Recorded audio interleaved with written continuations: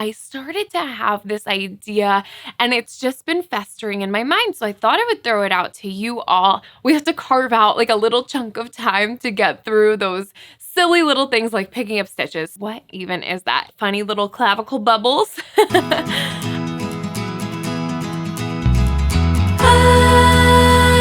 Nora, and this is also known as Nora Knits.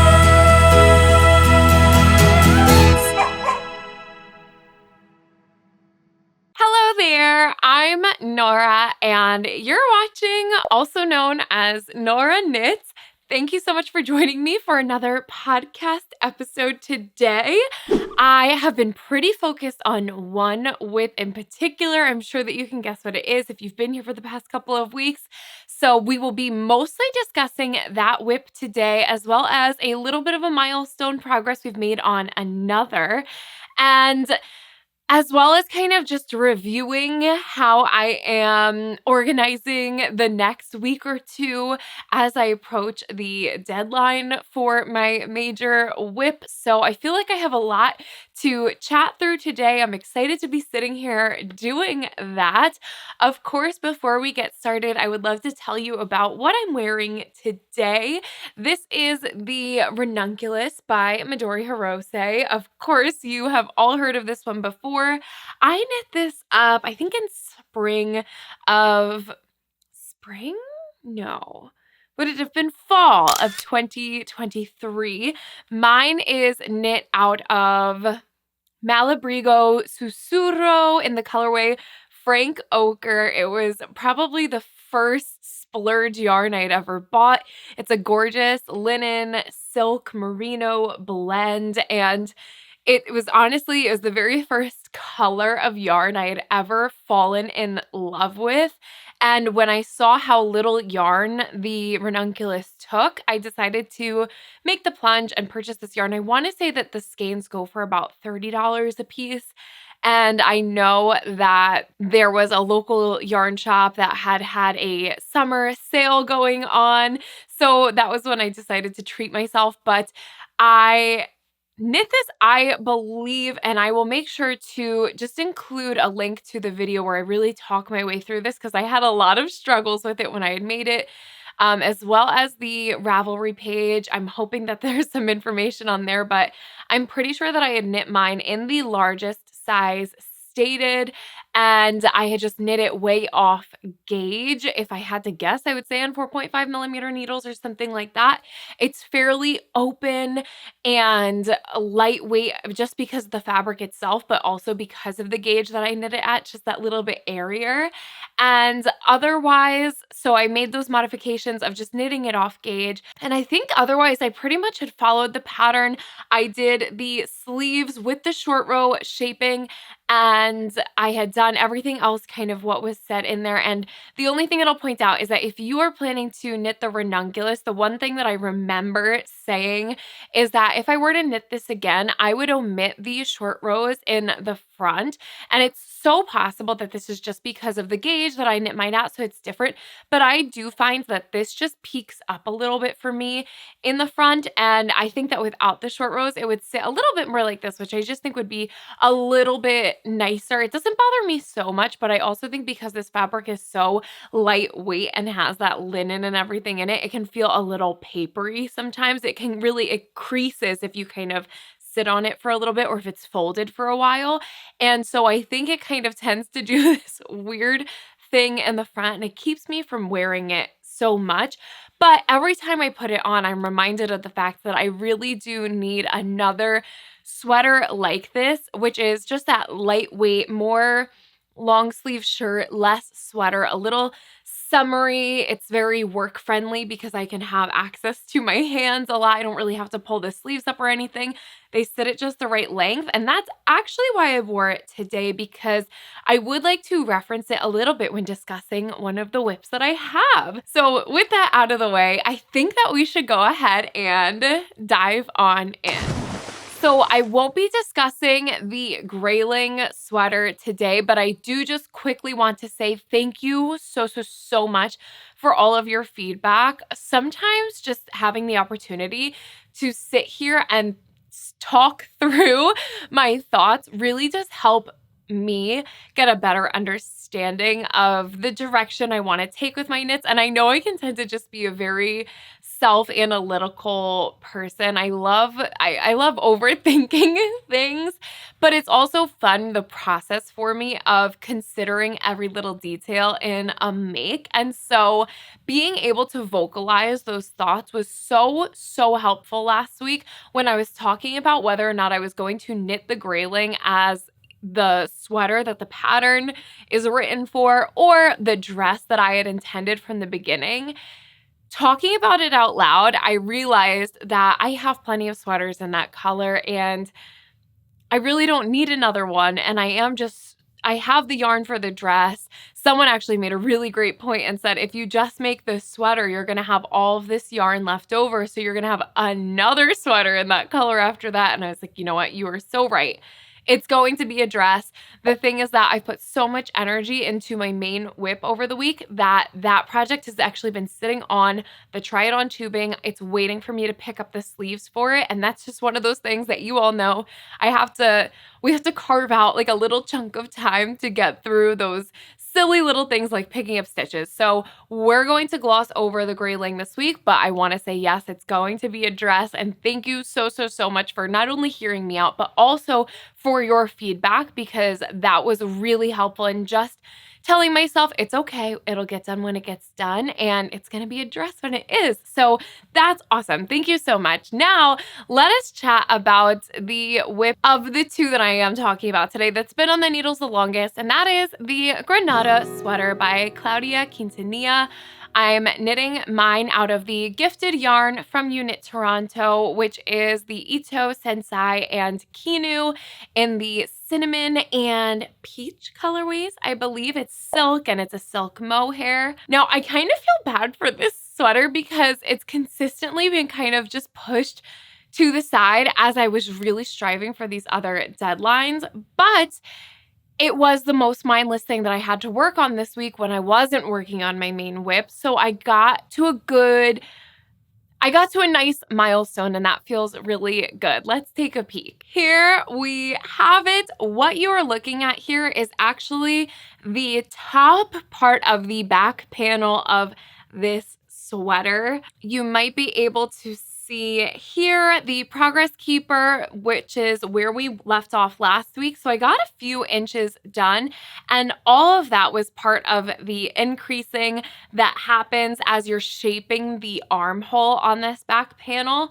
So I actually did make it to the end of those increases, and then to the point where it told me to break the yarn, and I now have to pick up stitches again, which I say this all the time, I feel, but this always happens where it all lines up. Every project has that little thing that you just have to focus on at the same time. So now I have two projects that need stitches picked up, and I need to carve out a little time to get that done. But I'm really loving the fabric that I'm getting out of this one. Of course, this yarn was gifted, and so I'm definitely in a position where I'm just enjoying the process of playing with yarns that I probably would not typically have purchased, but it is extremely luxurious, and it's reminding me of my Ranunculus. Now, of course, this has mohair in it. This does not, but I think that you might be able to tell just by me holding it up kind of the vibe of how they are fairly similar in these,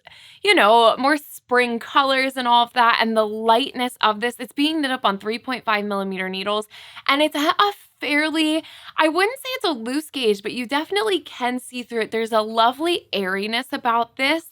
And so when I was referencing the design again, I started to have this idea, and it's just been festering in my mind. So I thought I would throw it out to you all. This sweater, so this is the back panel. It's going to have a nice high crew neck on the front, and then it's pretty much just a nice clean stockinette body, and it includes the fun detail that is the part I'm just itching to get to, which is these crocheted mohair sleeves.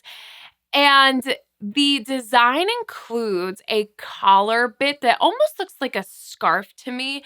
And I knew from the moment I chose this pattern that I was not going to include that bit. And I believe it's written into the pattern to have it attached, not have it at all, whatever that is. But I knew that that just wasn't going to be the most functional for me. But then I started thinking too, the sleeves are intended to have, I think that's called the leg of mutton sleeve, where it is a little bit of like a balloon that stops short, almost up the forearm a little bit. And then there's ribbing that comes down, cinching it in. And at the moment, I'm on the fence about doing that or actually just continuing that balloon sleeve down and maybe finishing it with an I-cord edge, similarly to the fit of these Ranunculus sleeves. And I feel like that might be a little bit more wearable because I think it would keep it from becoming too formal, whereas that the big puffy sleeve and the long ribbing, it gives it that kind of Victorian look.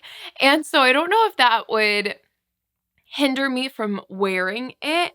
Whereas if I go for just that little bit more of a bracelet length sleeve like these are and have a nice little I-cord cinching off the balloon sleeve at the end, I think it might be more wearable for me, but I also think that it would be a nice representation of a modification that you could make if you've looked at this pattern and been intrigued by the crocheted sleeves, but just felt like maybe that sleeve shape wasn't for you because it's definitely something a little different. I don't know. I figured I would mention it today because I think it could be pretty fun to do. And I'm on the fence about doing it. Of course, I have a little while before I have to consider that as the next thing I have to do with the body is pick up the shoulders, knit the kind of fronts of the top, connect it, and then knit this length down again on the front, essentially. And then there's still the whole body and everything. So I have some time to think about it, but that's why I just thought maybe I'd throw it out to you all and see what you thought. So please let me know your thoughts on that. I am going to go ahead and move this progress keeper. Although this even kind of seems silly because we just know that I'll be somewhere on the front of this the next time you see it. And otherwise, this one's been on the needles for 31 days today, and that is the Granada by Claudia Quintanilla from her book Memory Lane. Okay, now we can settle in for a little bit while I update you on the main whip, which also means, Dad, it's time for you to go. Talk to you later because we are talking about my dad's birthday sweater for which the deadline is looming. And so I've spent just a lot of time on it over the past week. This is the Saven by Megan Babine, and I am knitting mine out of Valley Yarns Northampton in the colorway Denim Heather. This is a fully pieced sweater and it's constructed from the bottom up. So last week when I touched base, I was trying so hard to finish the sleeves and those are done. We will start there. I will hold up one of them first, but this is a sleeve. It's kind of funny. So here's the progress keeper, which means that I had knit from here, the bottom, up to this progress keeper by last week. And then since then, I had finished out the top of this. What I'm kind of considering, it's almost a wine bottle shape. These desperately need to be blocked, but I figured let me just get on here and show them to you before I block them. But we have a lot of things to talk about today as far as the construction of this sweater, some concerns I had seen in other people's project pages on Ravelry, and it revolves around the sleeves and the top of the front and back panels. So I hope that you will bear with me on the full breakdown that we're doing of this today, because I really feel like I would love to know your opinion and some advice on things that I did not notice up until now. So I'm knitting this in the size 4 for my dad. Now, that is an intended finished circumference of 46 inches in the chest. Now, the pattern says that the model in this pattern is also wearing the 46-inch circumference, and he's wearing it with about 4 inches of positive ease. Now, I think my dad is closer to a 42, 43-inch chest circumference, and so I'm striving for a little bit less positive ease on him. I think you'd prefer if it's a little bit more fitted.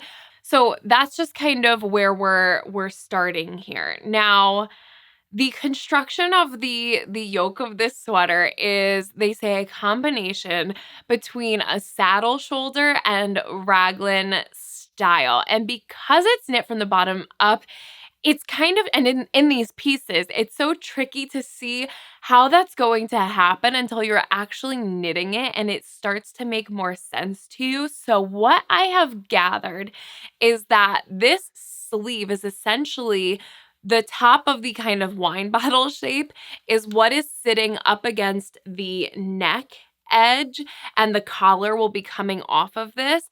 And then it kind of stretches across the shoulder, so that being the saddle part of it. But then it also kind of comes down and extends under the arm, and that is the raglan part of it.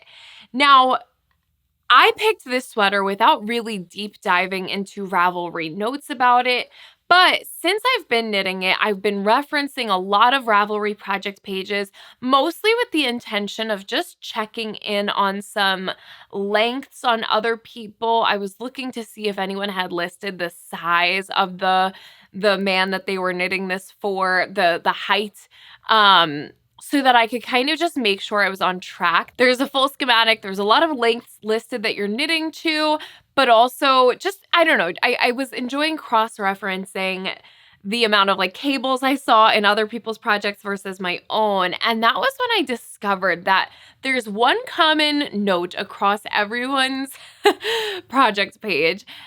And then there's one thing that I've noticed that I didn't see anyone talking about.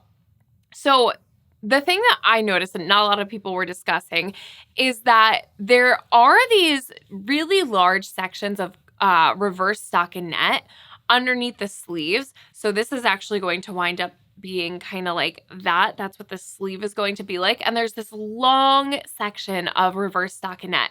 And I noticed in a lot of the projects that that part, and even I think on the model, it gets a little bit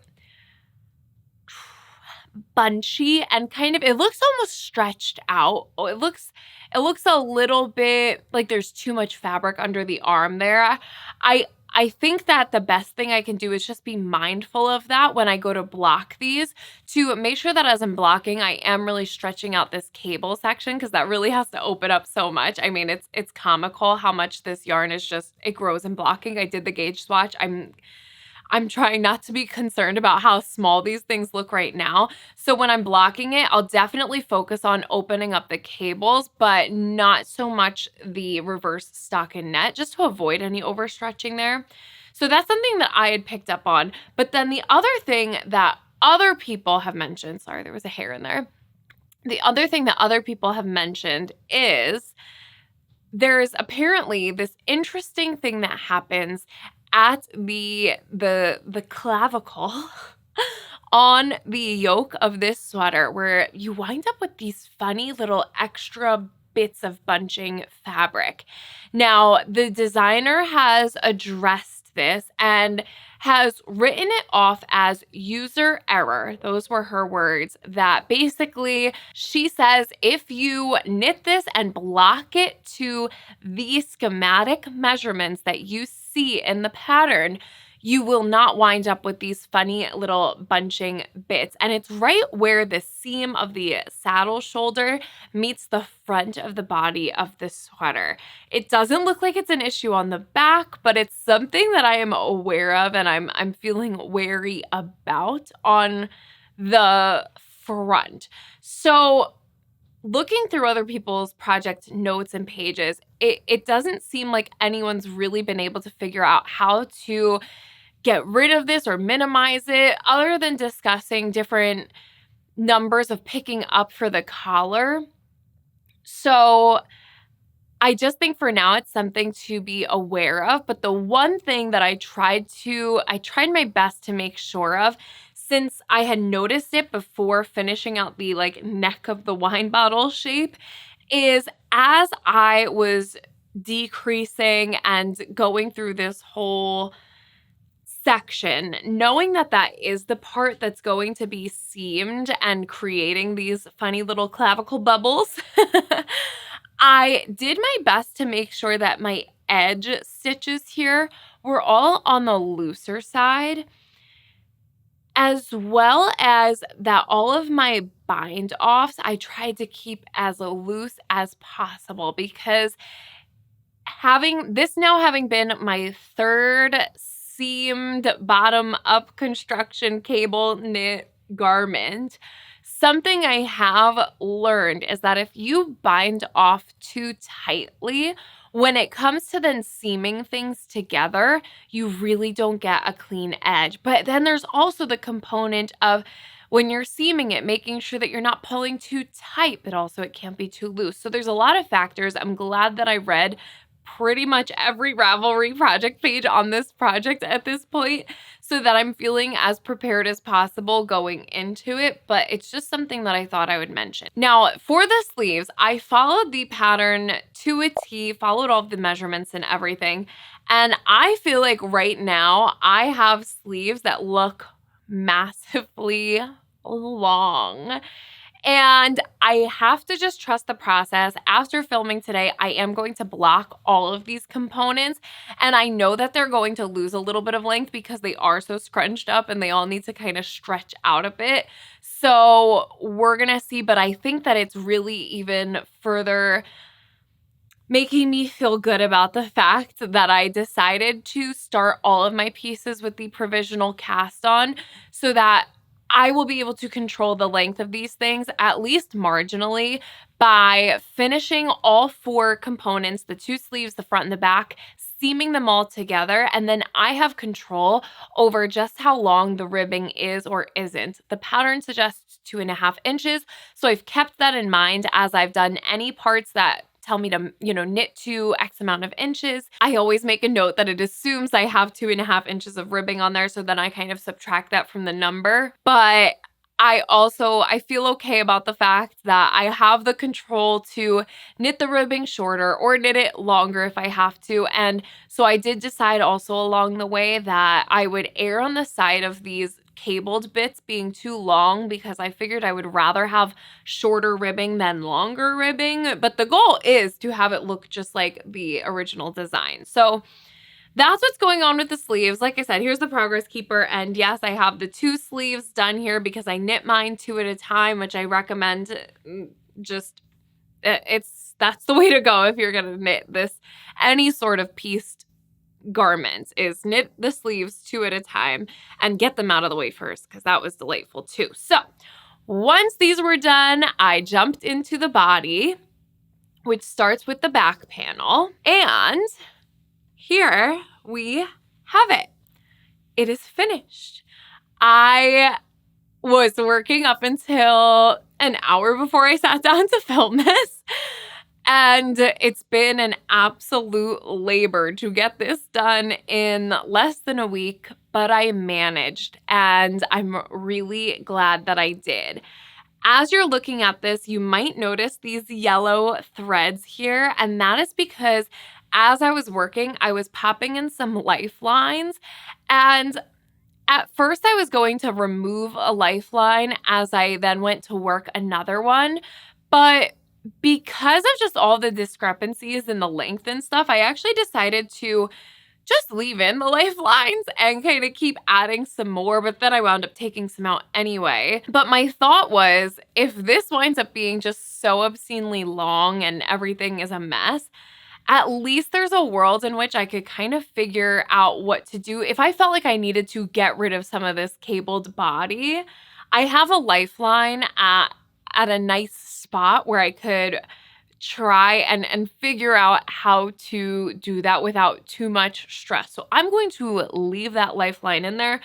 But I also thought, as I was knitting, if I missed a mistake and suddenly saw one way back and it just meant I had to rip the whole thing out, I don't know. I left the lifelines in. Now, If you don't know what a lifeline is, and I feel like this was me before I ever did one, I'd heard people talk about lifelines all the time. I was like, what even is that? Essentially, the way that I've done it is that the little hole on my interchangeable needles where you typically insert the little key to tighten up the needles, I actually use some embroidery thread and you pop it through that hole on the left-hand needle so that as you are knitting, the stitches in that row that you're choosing to add the lifeline in, they're getting worked around that thread.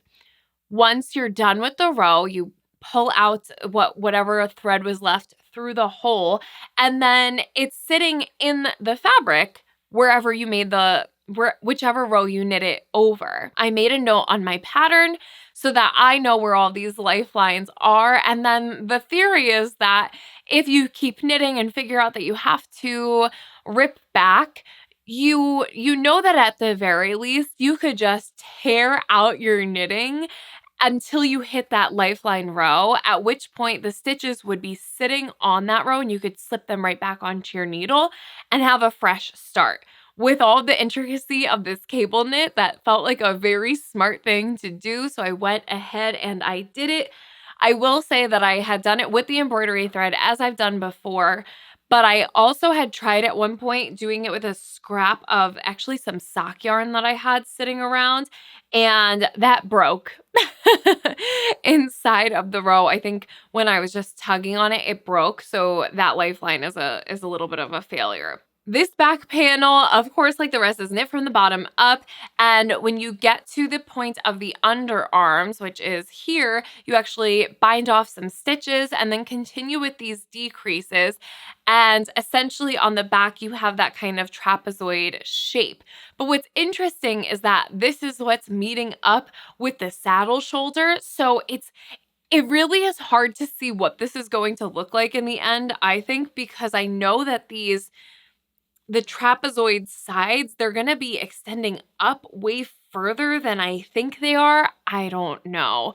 So this is the part where I was really referencing other people's projects because I was trying to figure out how many of the diamond center cable repeats other people had on their sweaters.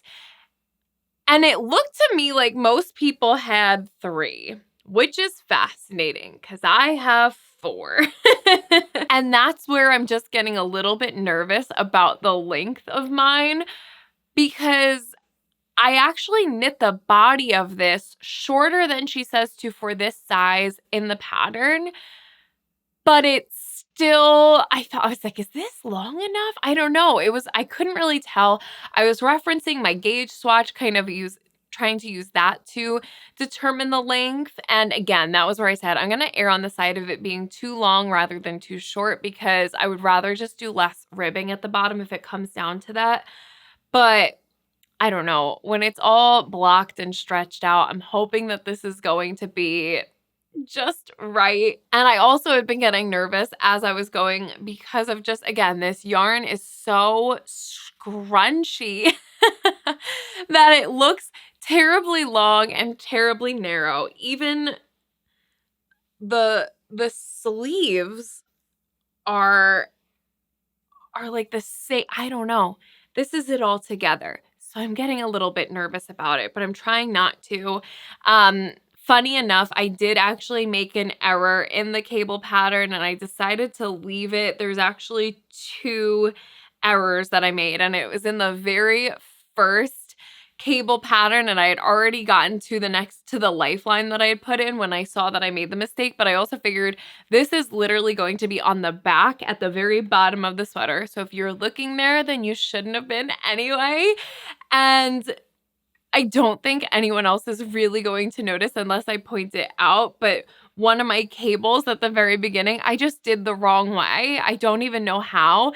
And then you have this is called a smock stitch, right? Which is done by just slipping stitches from one needle to another and kind of bringing the yarn backwards and forwards as you slip the yarn as you slip the stitches back and forth so that it winds up being wrapped around those stitches. It was kind of fun to do when I got to it. Very much the look of the Jenny jacket by Petite Knit.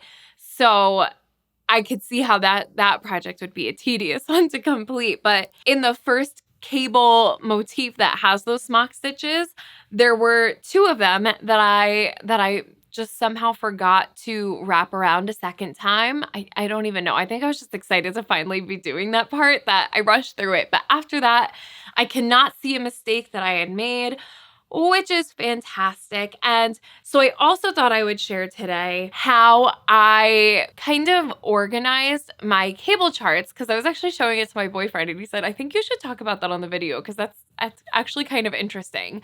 So in the pattern, the cable charts, you have 3 different cable motifs that make up all of the cables that you see in the sweater. And in the pattern, they're on different pages because the main diamond does take up a full page. So the first thing that I had done just to get myself organized was actually grab all of those charts and put them onto one piece of paper. Now, I did this by using Procreate on my iPad, though I imagine you could probably do the same thing on Canva or something like that. And then I thought that I would just show you how I further set myself up for success, and then actually how I followed the cable pattern to make it easier for me and a little bit more digestible with so much going on one piece of paper. But as someone who does really like to just cross everything off as I go. So I'm going to show you now just I literally Googled knitting chart example or something like that. And I grabbed 2 charts so that I could show you what I do. So I'm going to take a screen recording while I do this actually on my iPad here. All right, now obviously this is super helpful if you have an iPad with an Apple Pencil or some variation of those things and you can do this digitally.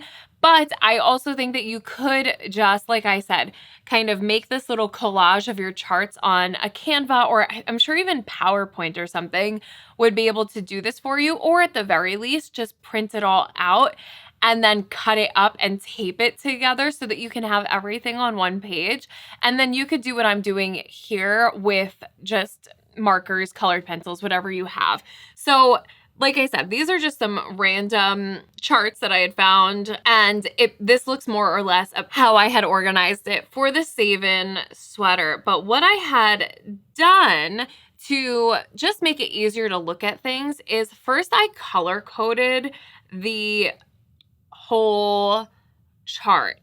And so I went to the key first and made these kind of lines, very simple, so that I could just see more easily, more clearly what was happening, and it would make it easier for me to follow the key, especially in the beginning. So I literally went in and color coded one of the symbols with a red line and then did the same thing in the actual charts. Once I did that, I went through with a different color and did the same thing. Now, I kind of like to go the extra mile and even say, oh, this, when you do this cable, you hold these stitches to the back. So blue back, that's something that kind of helps me to just follow the chart more easily and make it a little bit more intuitive. But I had done this, and the chart that I was working from for the Saven, it had a whole plethora of symbols. And it had a lot of things where there was just like very minor differences between the symbols, things that even kind of looked like this one right here. But it would even have something like a little half triangle drawn out in the corner or something. And so I went through those and added a little red dot to them. And then I would go through and add that little red dot in the pattern. And it just made it so much easier for me to follow. And then once I had this all color coded from the key to the actual charts, I would export this image. So let me go ahead and do that.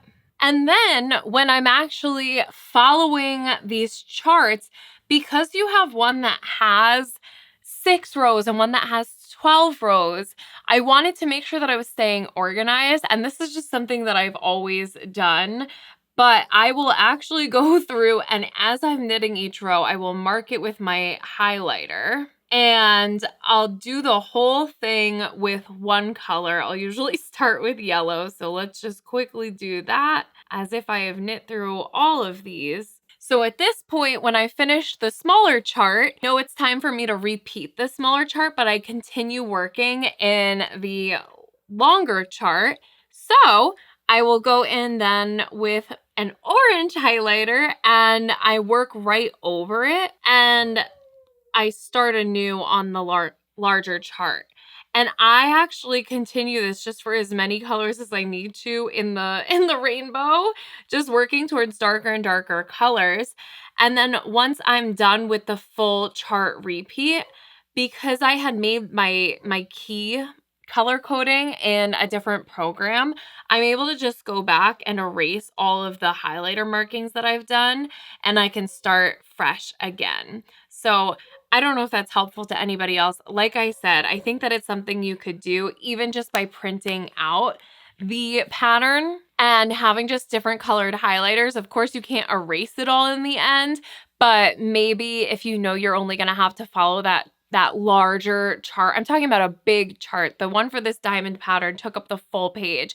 Maybe just print it out a few times and have a few copies at your side, and then you can go ahead and follow them and make sure that you keep track of the fact that you've kept going on both of them. So I thought I would just share that as a little tidbit of advice today, and maybe you'll find that helpful. But by doing that, I was able to just really keep my work area nice and tidy, nice and clean as I was going. And I really do think that that's what helped me get through this panel so quickly. And honestly, at this point, even having knit this whole thing, I still don't have the charts memorized or anything. So I think I really do attribute the success and my lack of messing things up to getting organized beforehand. And it took me maybe half an hour to just sit down and do all of that, but I found it to be so worth it in the end. And it's similar to when I had made my spreadsheets for my Taylor Swift cardigans that I had made. It just made the whole visualizing everything on one page a lot simpler. And those included so many different cables that I really needed to see it all laid out. Whereas with this, it was just 3 different cables. And so I just included one chart for each cable, even though you repeat those small ones over again. I knew to just keep following the same line. I knew where they showed up. I used the stitch markers to mark out the different cables in the pattern. And so all was good there. As of today, this guy's been on the needles for 22 days, which I think is so impressive, the amount of knitting that I've been able to accomplish in that time, the sleeves and the back panel. So after I film today, this is all going to take a bath, and I'm going to follow the designer's instructions to do my absolute best to block these out to the exact measurements listed in the schematic. I'm going to soak these, I think, a little bit longer than usual because I really do need them to open up quite a bit more. And like I said, I did my gauge swatch, so I'm feeling confident in the sizing, but it's still kind of scary when you're looking at this and thinking like, I don't think I could even fit this over my thigh. So I don't know how this is supposed to fit my dad, but I'm trusting the process with just a little bit of wariness as I now begin the front panel. So the front panel is going to start the same way that the back panel did. But okay, this is my third kind of concern question. Looking at other people's project pages, which I mean, we have to just be so grateful that we have the ability to see other people's notes. And it honestly makes me want to be someone who's better at using Ravelry, because I can't tell you how helpful it's been to see how other people have navigated the same things that I'm trying to navigate right now. So the only other concern I have is the front of the neckline. This looks like something that's been an issue for some people, where I'm assuming it's based off of your own gauge, the amount of, I'm assuming that there's a measurement listed that you're supposed to knit to before you then kind of starting knitting separately for each of the shoulder pieces, which is all the more reason why I want to get this back panel blocked so that I can use the blocked measurements and the blocked information to influence exactly how many rows and things I'm knitting on the front panel and making sure that the depth of the collar isn't too low. So I know that was a lot of information to throw at you, but this really has been my main focus over the week. I have dedicated a ton of time to knitting on this, but I managed to hit my goal of having this back panel done by the time I filmed this week. I did push off filming in order to get it done, but that's okay. I need a little break from it now, so it'll be refreshing to sit and just edit this video and take a little break from the knitting, let things block a little bit. And so I'm thinking probably tomorrow is when I'm going to cast on for the front of this. And then if I can get it done again in a week, that puts us at around the 24th, which means that I would have an entire week to block the front bit, get everything sewn together, and then knit the ribbing on everything. And I'll do my best to block it again after that, because that was actually another thing the designer said, that if you're getting that bubbling in the front, it's probably also a blocking issue, but at the very least, I will have some time to steam block it, and maybe just pressing it a little bit will help it get exactly where it needs to be. So I'm really excited. I'm really proud of this so far. And so far we are on track to get it done on time for Dad's birthday, which is just super, super exciting. I also had someone comment asking about how I get the cables to look so neat and tidy. And it was a question that kind of made me chuckle because I have no idea. Do they look neat and tidy? Is there a world in which they don't look neat and tidy? So because I have absolutely no idea how I get my cables to look like this, I do always use one of these cable hooks. In this particular instance, I'm using one that's a little bit smaller than my needle size, only because the next size up I have was bigger, and that I think definitely made a difference. But I'm using one that's a little bit smaller. I prefer these over other cabling methods. But I have absolutely no idea how I get cables to look tidy, because it's not something I've been conscious of. They just look the way that they have. That's just what happens when I knit them. So I thought instead I would just throw that question out to you all. Do you have a tip for keeping your cables looking really tidy? Having knit the Grayling sweater, I know that for that first purl stitch after a cable, I've been making an effort to knit that one by wrapping the yarn clockwise instead of counterclockwise, right? I think that's the way. So you're kind of wrapping your yarn around the needle the wrong way to make that first purl stitch, and that's what's helping to snug it up so you don't wind up with those baggier purl stitches. In this yarn, I haven't noticed that being an issue quite as much.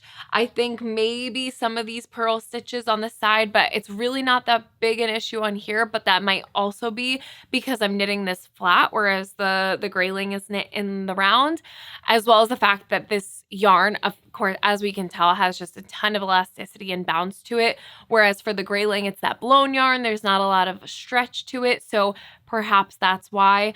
But something that I did notice in the Grayling sweater is that when it comes to actually performing a cable, so you scoop your stitches up on your cable needle, right? You let them rest.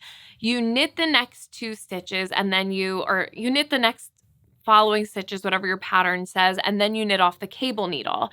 When I was playing around with the Grayling, there was a point where I started thinking about it a little bit more, and I was wondering, so once you've put your stitches to rest on the cable needle, the way that you knit that first stitch, I think, makes a big difference. I feel like you can choose to knit that first stitch more loosely or more tightly, and it can change the way that the actual twist looks. I even think that I did experiment with it a little bit in the Grayling, and I can't tell if that's maybe why some of the cables on that sweater look less defined than others, because I was really leaving that first stitch rather loose. So if this is something that you have more experience with, I'd love to know so that we could help someone else, but also for my own sake, maybe there's a way, maybe there's something I've been doing without realizing it that's working better for this than it is for that. But I did think that was just an interesting point to make. So please let us know if you have more information about cabling in that way, or if you have a resource that you could point out for myself or someone else to use if they're having trouble getting their cables to look nice and tidy. So anyway, with all that, that is the Saven by Megan Babine on the needles for 22 days today. Shockingly, oh, did I say I was knitting it in the size 4 for my dad? And we have 2 weeks till the final deadline to have it done. I hope you haven't been able to hear those dogs barking down the road as I've been filming this, but those are the whips I have to chat about today. I knew that by focusing on this project, I wouldn't have quite as much to talk about, but I feel like I didn't realize just how much I had to talk about this project. So please let me know what you think about those things. And otherwise, I think those are all the knits. I will just point out, yes, I got a haircut. Hello. I kind of briefly mentioned last week that I've been doing a lot of consideration of my 2025 knitting plans and all of that. And one of the things that went into that, and I'll discuss more when I finally get around to making some variation of that video, is just the way that I was feeling in all of my knits. I think as I've knit more sweaters, knit more garments, I love wearing my knits so much. I prioritize wearing them above all other things in my wardrobe. And so I was just getting to a point where I was feeling like I was losing my personal style, not because I'm knitting things that aren't my personal style. They are, but I've always been someone who's enjoyed a lot of flair in my style, and I would consider it being a little bit eclectic, and I love a combination of a little edge and a little whimsy and a little girly and a little, sugar spice everything nice, and that kind of gives me the best, I don't know, makes me feel the best. So one of the things that I was noticing was that with all of the sweaters I was wearing with my longer hair, which was longer than it had been in years and years and years, I just felt like everything was very drab. And so I figured new year, new me. I went out and I got a chic little haircut and I absolutely love it. And I feel like it totally does uplift all of my sweaters, and it makes me really excited to style them and keep wearing them. And so here's your little push if you needed one to maybe do something for yourself that makes you feel more at home in your own skin, and something that makes you feel really good and excited to get ready in the morning, because boy, does it make a big difference. So with all that out of the way, if you enjoyed this video, I would definitely appreciate it if you would give it a thumbs up. If you haven't already, I would love it so much if you would subscribe. If you are subscribed, if you don't mind double checking to make sure that you're subscribed, because I do get those messages that some people are saying that they've been unsubscribed. So if you do wish to be subscribed, I would so appreciate you checking. And if you aren't already, please come join us. If you ring the bell, then you'll be notified anytime I post a video. However, you can always count on there being a video just like this one every Saturday morning at 9:30 a.m. Eastern Time. And with that, a big ol' thanks for watching, and I will catch you on the next one. All right, you guys. Bye.